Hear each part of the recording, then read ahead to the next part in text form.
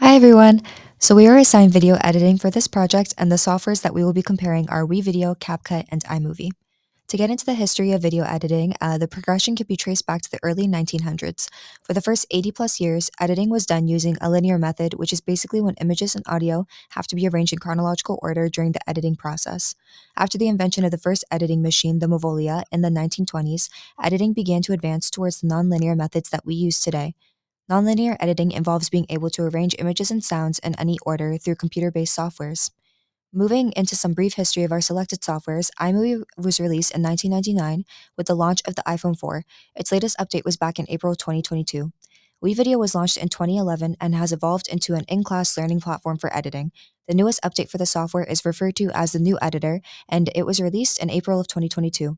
WeVideo plans to combine both the classic and new gen version of the software in the month of July, but for right now, you can use both versions separately for free, and in this presentation, we will be talking about the newer update.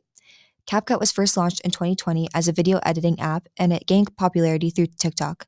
The app has recently expanded by adding a web based editor and a desktop editor.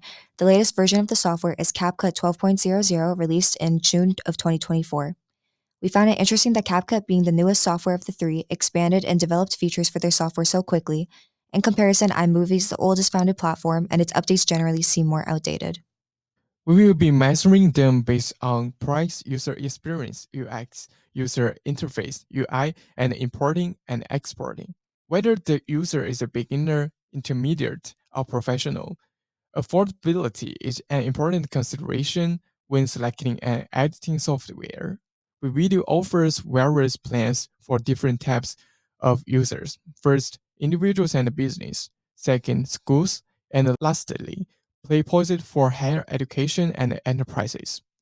There are levels for each one, varying from free versions to an enterprise plan.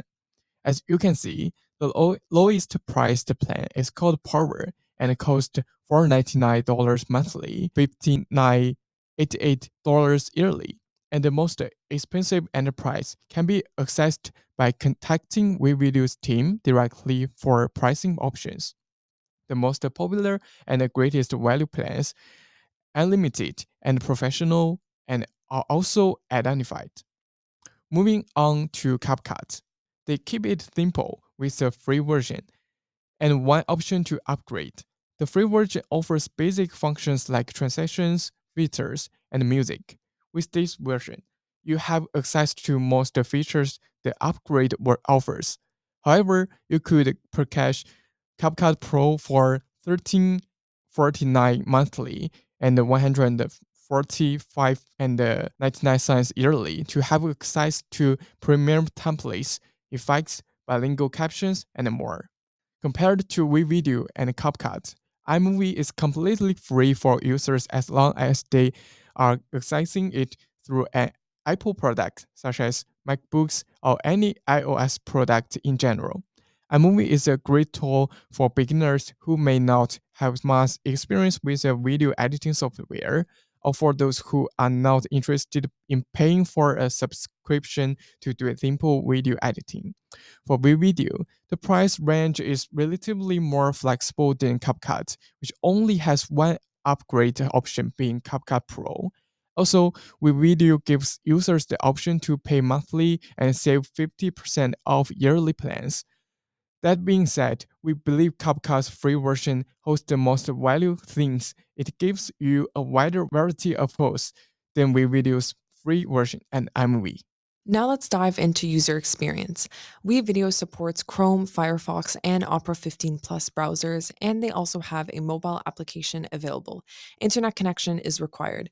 To use WeVideo, it's simple and requires a few clicks. Once you log in through their website, it will take you to their homepage, and after clicking Create New, you can start on your project. There's a menu to the left with a variety of functionalities on the editing screen and ways to decorate your uploads, for example, with text and transitions. The video and the images WeVideo provides are all premium, so they are not accessible to the free version. Lastly, there's a help icon with different external resources, with the most common questions as defaults. Notably, they also link their WeVideo Academy page, which contains video editing tutorials both for beginners and advanced users. CapCut distinguishes itself from WeVideo by offering not only a website and mobile application, but also a desktop app. CapCut supports the Chrome browser, and the desktop application allows you to work offline. There's a menu, preview screen, and editing timeline like WeVideo, but CapCut sets itself apart with a wider array of free functionalities, including templates, transitions, stickers, and unique features exclusive to CapCut, like animation, text to speech, and voice characters. These options enhance the user experience significantly. If you need support, you can access resources through the help icon on their website, which gives you the option to contact the CapCut team, the link to their online tutorial page, and to ask assistance in the CapCut fan group on Facebook. Our experience with iMovie was the most simple of the three. iMovie is easy to use, but its tools and functions are limited in comparison to CapCut and WeVideo. It provides basic options like speed editing, color balance, and video stabilization, whereas WeVideo and CapCut offer additional features for team collaborations, green screen, ready made templates, and much more. Tutorials for iMovie to help with the learning curve for editors are primarily linked through Apple's webpage, which requires an external search outside of the software. Overall, the user experience for all three is similar. They all have resources that are easily accessible online for new users to figure out how to use the different tools and functions for each one. This makes the learning curve more seamless for beginners or professionals using these softwares for the first time. However, both iMovie and CapCut don't have a help button feature on their editing homepage like WeVideo does. This makes it less convenient and efficient for the user to get support. That being said, as previously mentioned, CapCut provides more tools for the free version compared to WeVideo and iMovie, consequently providing a much better experience for non-paying users. Moving on to the user's interface, WeVideo's homepage design is minimalistic and standard. There's a nice contrast between the three main colors, white, black, and blue. The pre made templates they offer are sorted into various themes, and navigating the different sections is easy thanks to the menu bar on the left. The menu bar provides a list of functions such as videos, images, audio, text, backgrounds, etc. Similar to WeVideo, the design for iMovie is very simple. The interface is divided into three main sections: the menu bar at the top right, which is quite small, the preview screen, and the timeline. These are the same components as WeVideo. Unlike WeVideo and CapCut, there are no titles for the editing functions, which means users have to hover over their mouse to tell what tool it is rather than easily identifying them right away.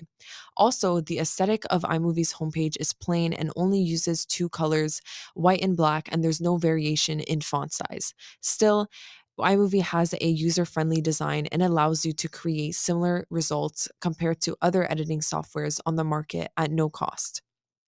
CapCut's user's interface design provides a great visual and interactive experience. The layout is very clean, and the interface is mainly divided into four parts: the toolbar, the preview window, details, and the timeline. In the toolbar, each tool has an icon to make it easily recognizable, and the details section gives information on the video format and provides even more functions for the user to explore. There's a variation to the font sizing and use of color, which makes it more interesting to look at as well. After reviewing all three of these user interfaces, it is noticeable that they are all designed to look like other editing softwares out there. The main difference between the three being the complexity of the editing dashboard, in other words, the overall aesthetic. iMovie and WeVideo's simple user interface is less intimidating to video editing beginners compared to CapCut. Nonetheless, CapCut's intuitive design presents users with easily navigable tools, creating an appealing visual experience for users regardless of their level of expertise in video editing. Additionally, with CapCut, there were templates on the main page for users to get some inspiration for their new projects. iMovie, on the other hand, does not have any, and there is also a lack of color, which can make it challenging for some users to read the small fonts and icons. The video size and format when importing and exporting on WeVideo depends on the user subscription. When adding media, the website supports different file types for images, videos, and audio. For example, users can upload files like 3GP, MOV, MP4, and many more. The same goes for CapCut and iMovie with a similar range of file formats. When importing video on WeVideo's free version, it allows users to upload files individually or as a single file, and regardless of the plan you have, videos cannot be longer than 2 hours. When exporting, users can send the finished product to their Google Drive, YouTube, and OneDrive. And the finished product, however, has a watermark placed on the top right side of the video and can only be removed by purchasing a subscription. For CapCut, under the media option in the toolbar, you can import various file formats. They will all appear in your local import section, and you can drag and drop them into your timeline as needed.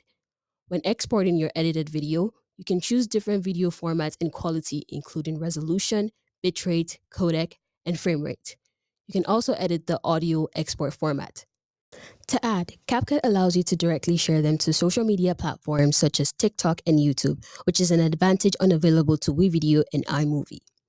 Importing file using iMovie is considerably more simplistic compared to the two other softwares so far.